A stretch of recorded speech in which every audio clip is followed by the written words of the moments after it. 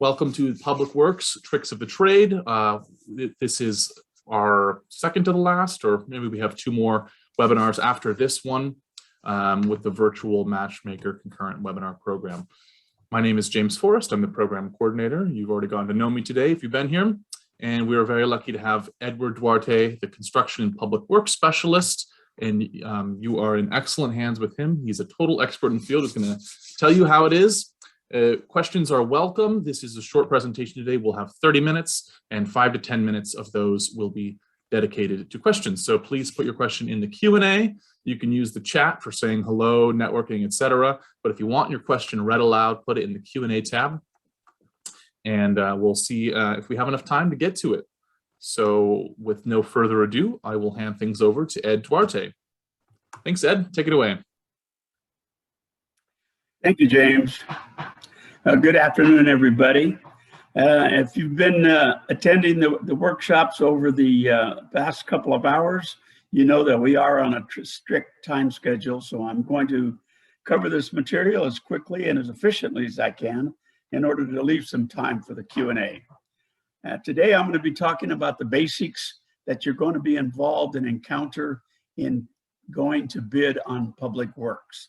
So we want to learn about understanding the bid and pricing process and the typical bidding format for both primes and subs, an overview on the basic protocol and process of submitting a bid and or a sub bid, understand how to develop a professional and credible scope letter, which is applicable to the subcontractors only. And the overview is directed again to remind you this is all about construction contracts for public works agencies. Next slide, please.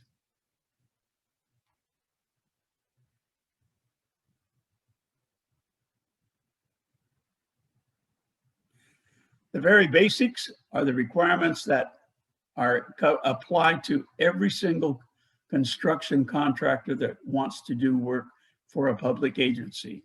My remarks are going to be tailored around state of California and local government, county, cities, water districts, sewers districts, school districts, etc. First of all, you have to be licensed. If you're a general, it's going to be an A general engineering contractor, or B, the general building contractor. If you're a sub, you have to have a specialty C category. You have to be registered with the Department of Industrial Relations, the DIR, and that costs $400 per year. It's a one-time charge each year for the privilege of bidding and working on public works construction contracts.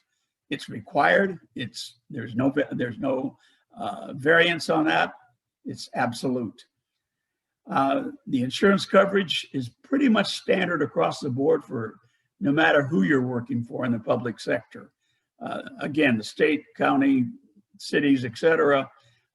You've got to have all of the right coverages, including workers' comp. Prevailing wages are required on all public contracts, and in California, that effectively means a union scale. You must comply with the apprenticeship regulations.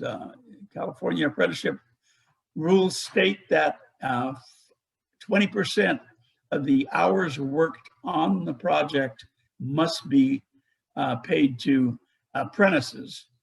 And the state is very strict about regulating that.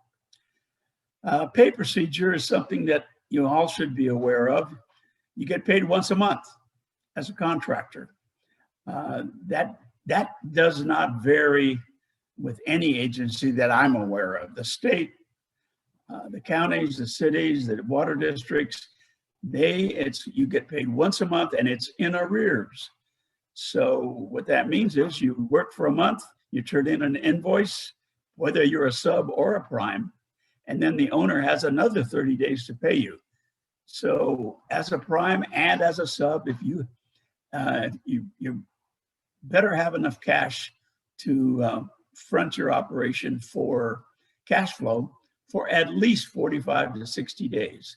And I'm sorry to say that there are a lot of agencies out there that don't have their bookkeeping in the best of shape, and getting paid in 30 days does not always occur.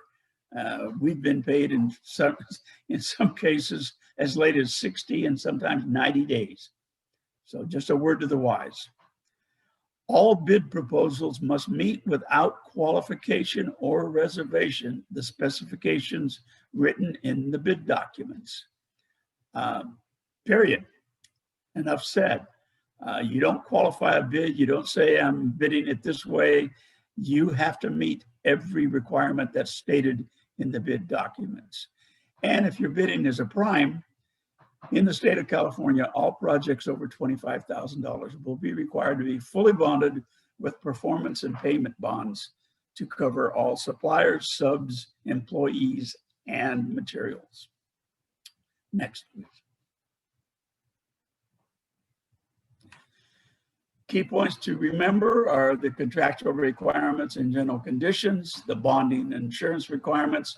The bonding and insurance requirements are absolute for the prime, and as a subcontractor, you may get a variance on the bonding. That is at the sole discretion of the prime contractor. Many general contractors now require their subs to be bonded. And that bond from a sub is to and for the prime contractor. The prime contractor's bonds are provided to and for and in favor of the owner and only the owner. So that's something that is always a hot topic of debate, and we put on several workshops a year talking about the bonding process. The pre-bid conference and job walk is typically a part of the process for every public works project, especially those that are in excess of $250,000, $300,000 prime contract value. The bigger they are, the more absolute that there will be a pre-bid conference and or a job walk. Union, non-union issues during the bidding period. I put this out as a word to the wise. In California, an overwhelming large majority of the prime contractors that bid and build public works contractors, construction contracts, they happen to be union. It's a business decision. We have a lot of open shop generals around California, but a majority of the ones who do the public works, the school jobs, the wastewater treatment jobs, the police stations, fire stations, many of them are union. As such, their union contracts quite often prohibit them from hiring non-union subcontractors. So it's an issue that you need to be aware of. Doesn't mean they can't hire you. It doesn't mean always that you have to be union, but you need to discuss that with the prime if you are an open shop subcontractor. General contractor outreach to subs is how we do business, and subcontractor outreach to generals is how the subcontracting community responds to our outreach. And I always encourage that subs go out and find the jobs they want to bid on. Don't wait for some prime contractor to invite you to a bid, because then it's usually too close to bid time. Next, please.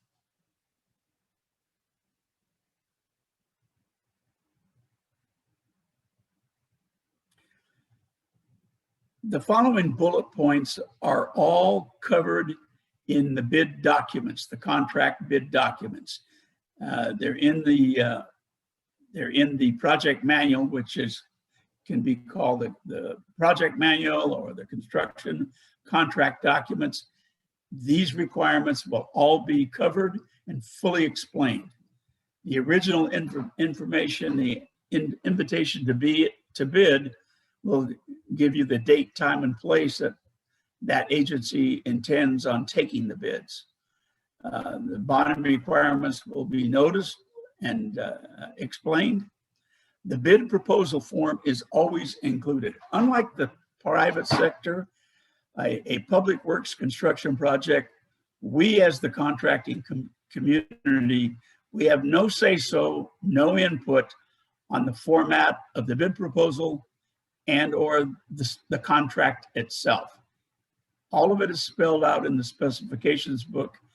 And for you, those of you who are going to bid as a prime, literally all you're doing is filling in the blanks. You don't have to write up any kind of an application or a bid proposal form. It's always done. There'll be a description of the work, the insurance requirements, the reference to the DIR, and about the prevailing wages. There might be a project labor agreement. If there is one, be sure you understand the conditions. There might be minority, women, disadvantaged, small business, disabled service veterans, BE. Any of those requirements with certain projects, certain agencies, they will be required and they'll be noted in the specifications. For example, the prime contractor must make every effort to award 5% of the subcontracts to a disabled service veteran. That will be spelled out. The contract completion time and liquidated damages will be stated. And then project management administrative requirements will also be covered. Types of schedules, submittal requirements, change order procedures, weather day allowances, the pay application procedure. For those of you who are not familiar with the process, there is a 5% retention held on every monthly progress payment. So you turn in the bill, you get paid 95%, and they hold that 5% until the project is complete to their satisfaction and per the plans and specs, and then you'll get your 5% retention. There'll be safety program requirements, stormwater pollution control requirements, QA, QC, and there'll be a very detailed process to describe the project closeout procedures. Next, please.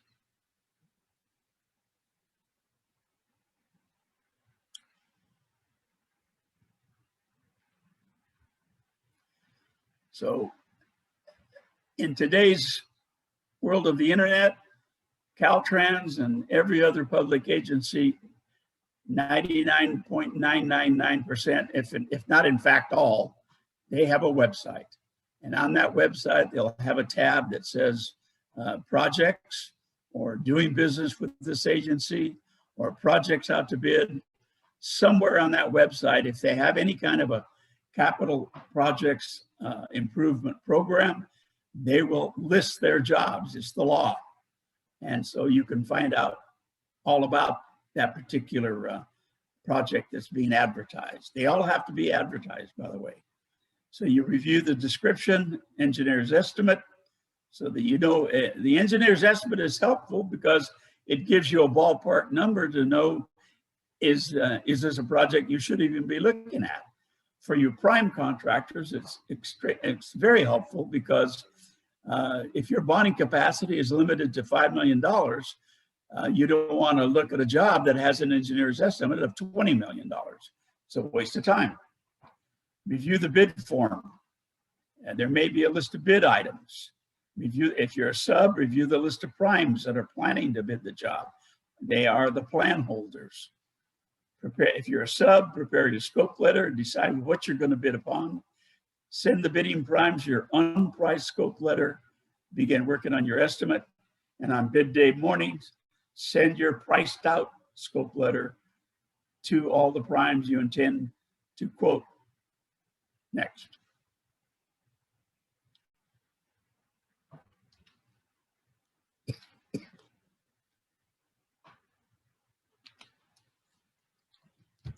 The simplest breakdown for an estimating spreadsheet, the direct costs are the obvious ones: labor, materials, equipment, subcontractors, general conditions. That's for the prime contractor. And your indirect costs are your overhead and profit, i.e. your markup.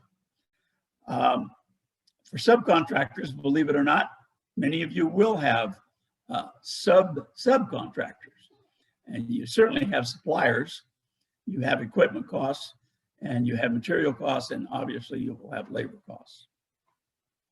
Next.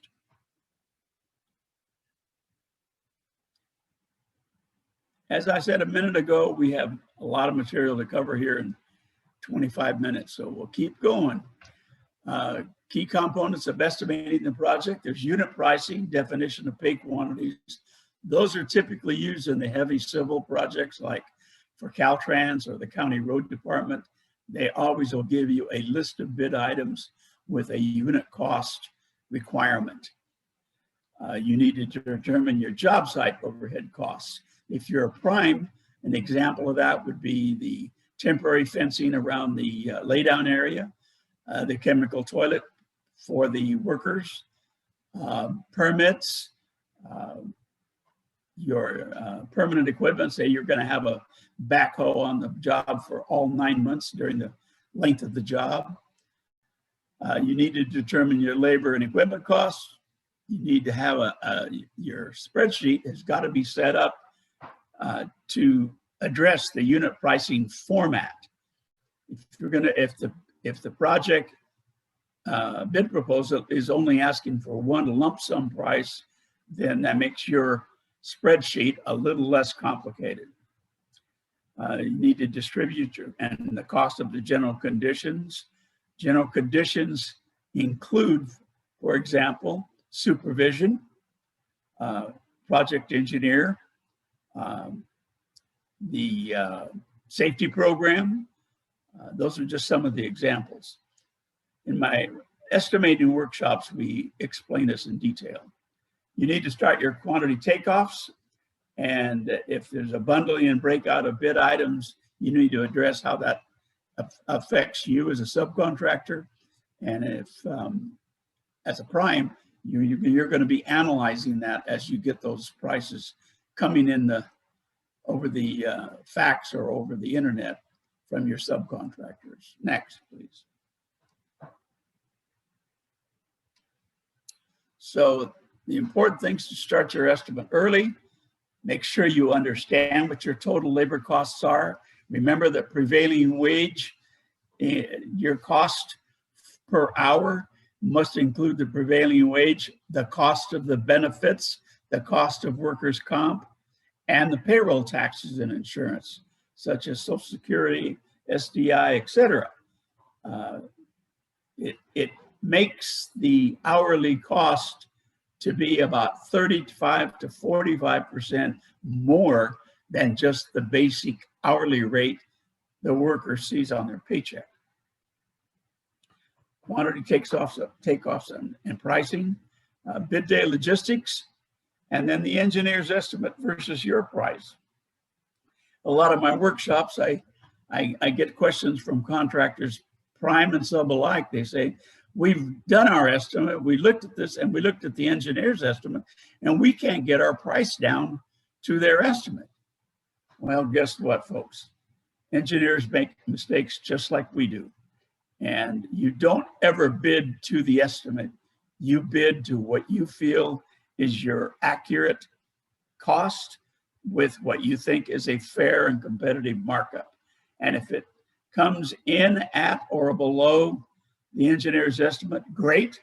If it goes over, don't try cutting your pricing just to meet the estimate. You are the expert in what your bid price should be. Next.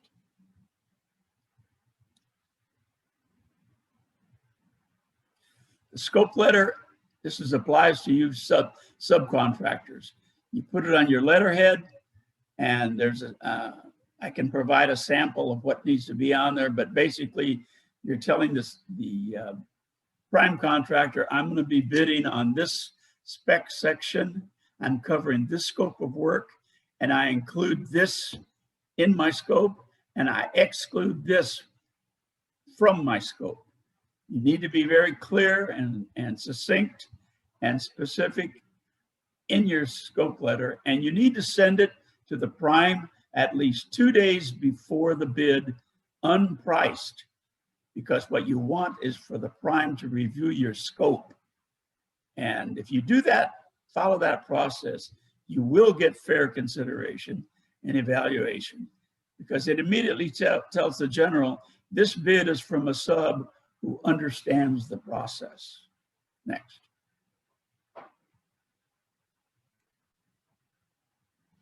So best practices, start your estimate early, do your pre-bid job walk, takeoffs, develop your spreadsheet at least a week ahead.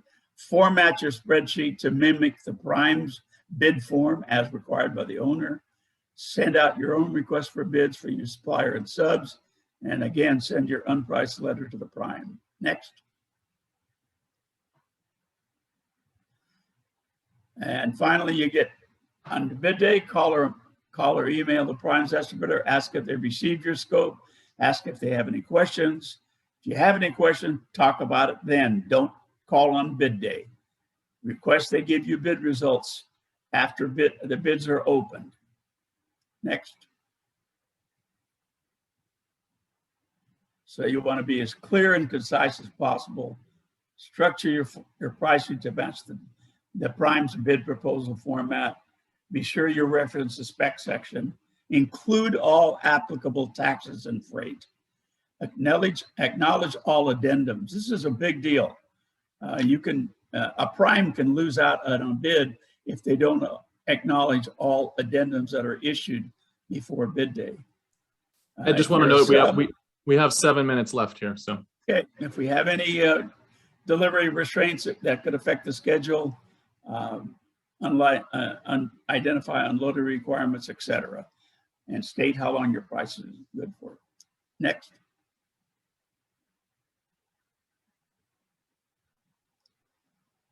I think that's clear enough. You're going to be able to get copies of these slides. And I think the next slide is the last slide. Finalize your price, email it in. Next day, contact the low bid and follow the owner's website to see bid results. Next. Okay, we have any questions? I know that was very quick, but we had a lot to cover. That's the nature of today's webinars. They are drinking information from a fire hose. So hopefully you're able to set aside some time to look over these slides later. So we do have 2 questions. Like I said, please enter your questions into the Q&A window and we'll see if we can get to them in the time we have here. Gia Hawus is asking, will primes provide the bid proposal form or where can we find it? Yes, depending what kind of consultant you are. If you're working with the contractor, yes, you will require to be registered with the DIR. So that's the other question, but this is will primes provide the bid proposal form? They may, but you have access to it because it'll be in the specifications book. In the specification. All right. And so you were answering David's question, does everyone working with public works require a DIR registration? We're consultants, not contractors, but saw that it was listed as a requirement. Thanks. The answer is 99% of the time, the answer would be yes. Okay. Any other questions? We've set aside, we have 5 more minutes for questions. So maybe if you can go in to talk about some of the worst practices, Ed. Questions aren't coming just yet. Do you want to do that? Sure. You don't want to bid any alternate items unless they're approved by the architect or engineer. And don't give a prime a detailed quantity takeoff of the scope of work that you are bidding on as a sub. All we want to see is your price. Don't exclude taxes or freight. Sometimes a lot of these subs do that. It has to be included. You will be signing the prime subcontract. The prime will not be signing your proposal form. So that means you will not be dictating any payment terms. That's paid once every 30 days. It applies to the prime and that flows right down to a sub. Don't make a real long list of exclusions that are not industry standard for your type of work. There are no upfront deposits. In public works, we don't want to get any money up front. And do not wait until 15 minutes before the bids are due to submit your price, because if you do that, I guarantee your bid won't even be examined. And again, don't wait till bid day to ask questions. As soon as you've sent your unpriced scope letter, that's the time to call the prime if you have any questions. All right. The better your scope letter and the more complete it is, even without the pricing, it tells the prime, I'm dealing with a subcontractor who knows what they're doing. And if there are some questions, they very well may call you. But I can't stress the importance for you subcontractors on the proper preparation of a good scope letter. All right. Thank you, Ed. And we don't have any more questions just yet, but maybe we'll end a bit early, and just want to say that we have 2 more webinars today. Well, the first one's an hour-long one. It's a combination of state and federal contracting advice on how to prepare bids. Then we have following up with agencies in the final webinar of the day. If you have any other questions that weren't answered today, you can go ahead and reach out to us. That is our number and our info address. And thanks so much to Ed for putting together this information and doing a great job as you always do. Yeah, James, if I could let everybody know that I will be attending the happy hour at 4 p.m. for the construction on that particular that chat room. Great, and you can find that information on your agenda at the homepage of the event page. So, all right, stay tuned. Thank you, everybody. Thanks, Ed, so much, and thanks everyone for joining. And stay tuned. 2:15, we'll be resuming with the How to Prepare State and Federal Bids webinar. Thanks.